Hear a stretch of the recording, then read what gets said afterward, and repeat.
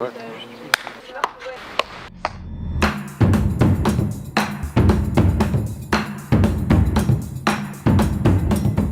Des technologies qui sont faciles à fabriquer, faciles à réparer. J'aime pas forcément mettre les low-tech vraiment drastiquement à l'opposition avec les high-tech, mais plus dans une catégorie à part où on vient s'approprier la technique, répondre réellement à un besoin concret et exprimé. C'est arriver à répondre à nos besoins avec des matériaux accessibles, une connaissance accessible qu'on puisse réparer nous-mêmes. De pouvoir la rendre durable et de pouvoir partager avec bon nombre de personnes qui ne s'y connaissent pas non plus dans ce domaine. Et je trouve qu'il y a un côté aussi satisfaisant, donc ça fait partie aussi de toute la philosophie low-tech. Pour moi, c'est un côté satisfaisant de faire les choses soi-même. C'est quand même un vecteur social, ça permet de rassembler des personnes. C'est une question un peu de se réapproprier le savoir et les savoir-faire surtout. L'éolienne Pigot, là, c'est un super exemple. C'est une technologie qui est faite en partie à partir de matériaux de récupération, donc comme le moyeu des roues des voitures, fait avec des matériaux pas très chers, accessibles, comme de la résine d'époxy, et qui répond à des besoins de base, donc là, avoir de l'électricité en petite quantité pour ses besoins de base. En fait, c'est tout ce qui permet de ne pas consommer d'énergie sans se sentir trop en restriction, enfin que ce ne soit pas une contrainte.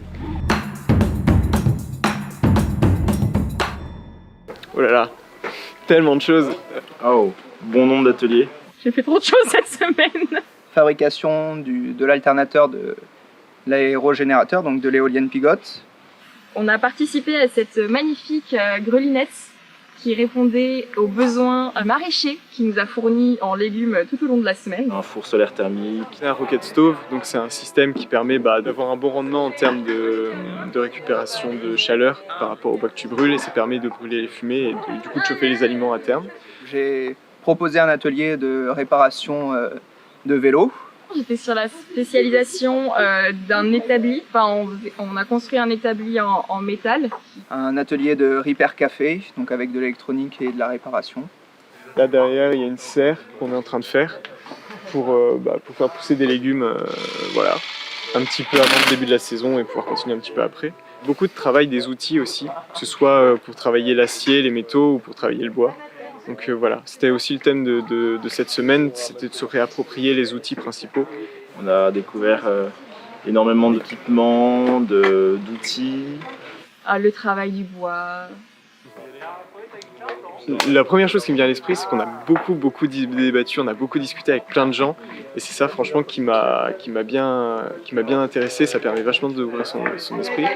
Des moments de partage, c'était hyper enrichissant de pouvoir se rassembler et on sent que tout le monde est dans la même dynamique, une dynamique aussi bienveillante d'écoute, d'échange, et c'était des moments très enrichissants. Je trouvais ça super intéressant, à la fois cet aspect pratique et cet aspect relationnel.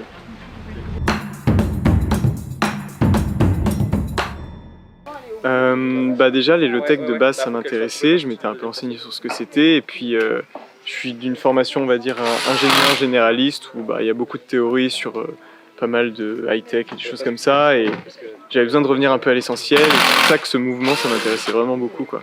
Et j'avais envie qu'on se rencontre et de faire des choses réelles ensemble. Je suis là principalement pour découvrir des techniques. De la toucher, de pouvoir travailler dessus et pouvoir échanger avec les personnes qui s'y intéressent. Pour rencontrer des gens qui ont beaucoup de choses à dire. C'est un lieu qui permet de découvrir et puis de s'expérimenter sur les technologies sobres et résilientes de manière collective. Donc c'était aussi bien pour apprendre d'un point de vue technique que d'un point de vue collectif, comment on s'organise pour développer des technologies.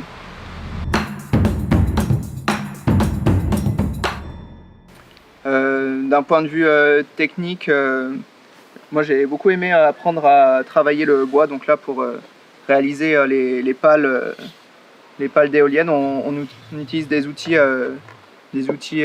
pour tailler le bois à la main, donc comme des planes. Et voilà, ça c'est très agréable. Globalement, les moments que j'ai préférés, au-delà des ateliers où c'était vraiment cool de manipuler, mais moi les moments que j'ai préférés, c'était les rencontres, tous ces moments à table ou après les ateliers, etc., où on se posait, où on débattait, où par la diversité des profils, on avait tous quelque chose à apporter et ouais, tout ce partage, je trouvais ça magnifique. Ouais, les moments de partage, c'était la richesse des discussions avec tous les membres de la SALT. L'importance d'agir par rapport au climat, l'importance aussi de retrouver un savoir-faire et du coup de partager nos expériences, partager nos envies. Et voilà, et pour moi les débats étaient vraiment super intéressants, il y a une grande diversité de personnes qui ont fait beaucoup de choses. Alors ce qui est très agréable là, c'est le collectif là, qu'on a commencé à constituer en une semaine à 40-45 personnes. Il y a énormément de discussions, énormément d'échanges enrichissants et avec des rapports très bienveillants. Et d'un point de vue organisationnel aussi. Je trouve que la manière dont on a géré cette semaine, un peu en autogestion, était juste à la fois évidente et en même temps si peu faite dans le monde habituel. C'est une manière de gérer les débats, les conflits aussi, vachement non violente et efficace. Et ça pour moi, même dans les grandes entreprises, c'est des choses qui devraient être appliquées. Les low-tech, en général, je pense que la philosophie, c'est quelque chose qui devrait être généralisé parce que ça fait partie des solutions qui permettent d'aller vers un monde plus résilient et en économisant des ressources tout en évitant d'être trop sous contrainte. Je pense que c'est quelque chose qui va arriver, qu'on le veuille ou non.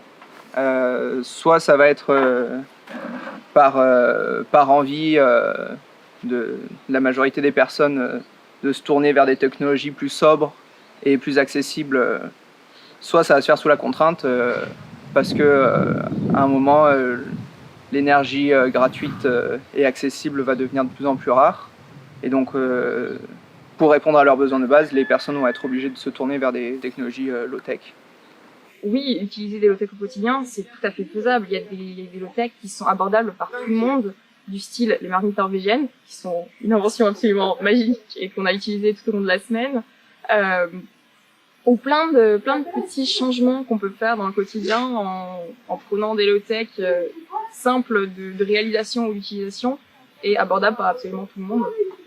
Généralement, on entend que ça va aller au contraire du progrès des high-tech, c'est faire un retour en arrière, c'est retourner vivre dans une grotte. Moi, je pense que c'est clairement l'inverse, dans le sens où il n'y a pas vraiment de sens de l'histoire. C'est vraiment ce qu'on en fait. Et là, vu les contraintes climatiques qu'on a, au contraire, je trouve que c'est une excellente opportunité pour réapprendre à se parler entre nous, recréer des réseaux, réapprendre à faire quelque chose de nos mains. Et là, très clairement, j'ai pas du tout l'impression de me trouver dans une grotte. C'est plutôt quand je suis dans ma chambre sur mon téléphone ou au boulot sur mon ordinateur que là, je me sens dans une grotte. Donc voilà, pour moi, c'est vraiment l'inverse. Et je trouve que c'est une excellente opportunité à saisir. Oui, ça peut se faire, mais n'empêche pas moins que l'accès à la low-tech se fait aujourd'hui aussi via des technologies qu'on peut considérer comme high-tech et que c'est dans tous les cas une transition qui se met en place et non pas quelque chose d'immuable et d'acté. Je repars avec la boîte à outils que j'ai amenée pour réaliser l'atelier de réparation de vélo. L'envie de rester, l'envie de refaire une salle, surtout de garder les contacts qu'on a fait ici. Je repars avec de la confiance et la certitude que je suis pas seul dans ce combat, qu'on est plein de milieux différents. Une confiance renouvelée dans une société qu'on peut construire autour de communs comme ces technologies et de moments de partage pour les réaliser. Avec une volonté de m'engager un petit peu plus, à la fois dans des mouvements de société en transition, des mouvements peut-être décroissancistes. Je repars également avec le contact des personnes avec qui je vais continuer d'échanger. Partager, je pense que c'est essentiel, sensibiliser au regard de la low-tech de manière générale. Énormément envie de continuer à m'enrichir dans ce sujet, de continuer à échanger avec d'autres personnes, peut-être de participer ou d'organiser d'autres événements dans cette dynamique-là. Ça m'a donné d'autant plus envie de continuer dans plein Donc plein d'engagements personnels ou collectifs. La chose que je retiens, c'est vraiment une grande confiance et une envie d'aller vers l'avant et de continuer à s'ouvrir parce qu'il existe énormément de solutions.